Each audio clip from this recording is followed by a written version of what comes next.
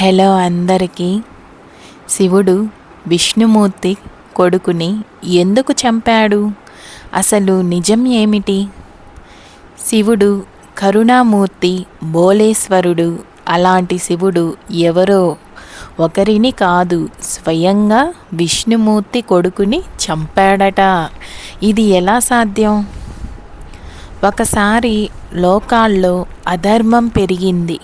అసురులు అహంకారంతో దేవతలను బాధించసాగారు.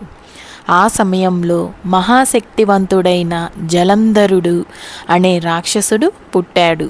ఈ జలంధరుడు ఎవరో తెలుసా? ఆయన తండ్రి సముద్రుడు. కానీ ఆయనకు అపారమైన శక్తి రావడానికి కారణం విష్ణుమూర్తి ఆశీర్వాదం. కొంత పురాణాల్లో ఆయనను విష్ణుమూర్తి అనుగ్రహంతో పుట్టినవాడిగా చెబుతారు.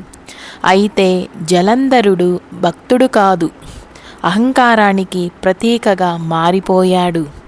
జలంధరుడు దేవలోకంపై దాడి చేశాడు. ఇంద్రుడు ఓడిపోయాడు. దేవతలు పరుగులు తీశారు. వారు ఎవరి దగ్గరకు వెళ్ళారు? కైలాసానికి వెళ్ళి శివుడు ఆశ్రయం కోరారు. శివుడు కరుణతో అన్నాడు, ధర్మాన్ని రక్షించాలి, కానీ కారణం తెలుసుకోవాలి. జలంధరుడి వరం.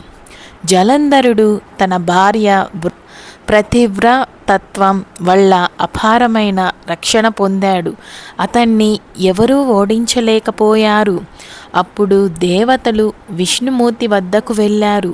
విష్ణువు ఒక ఉపాయం ఆలోచించాడు. ప్రతిభాతత్వం భంగమైతే జలంధరుడి శక్తి తగ్గుతుంది. మోసం మరియు ఫలితం. విష్ణుమూర్తి జలంధరుడి రూపంలో వృంద దగ్గరకు వెళ్ళాడు. వృందకు నిజం తెలిసినప్పుడు ఆమె విష్ణువుని శపించింది. ఆ సమయంలో జలంధరుడి రక్షణ తొలగిపోయింది. జలంధరుడు కైలాసంపై దాడి చేశాడు. అప్పుడు శివుడు రుద్రరూపం ధరించాడు. తీవ్రమైన యుద్ధం జరిగింది. భూమి కంపించింది. ఆకాశం చీలిపోయింది. చివరికి శివుడు తన త్రిశూలంతో జలంధరుడిని సంహరించాడు. మరి విష్ణుమూర్తి కొడుకుని చంపాడా? అసలు విషయం ఏమిటంటే, జలంధరుడు నేరుగా విష్ణుమూర్తి కొడుకు కాదు, కానీ విష్ణువు అనుగ్రహంతో పుట్టినవాడని కొన్ని కథల్లో చెబుతారు.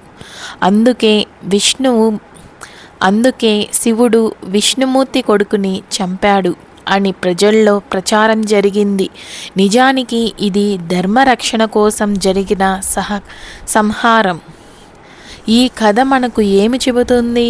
అహంకారం ఎంత శక్తివంతుడైనా నాశనం చేస్తుంది. దేవతలు కూడా ధర్మాన్ని కట్టుబడి ఉంటారు.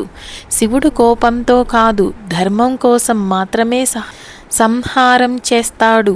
వంటి మరిన్ని దేవుళ్ళ కథలు కోసం మా ఛానల్ని సబ్స్క్రైబ్ చేయండి. థ్యాంక్ యూ అండి.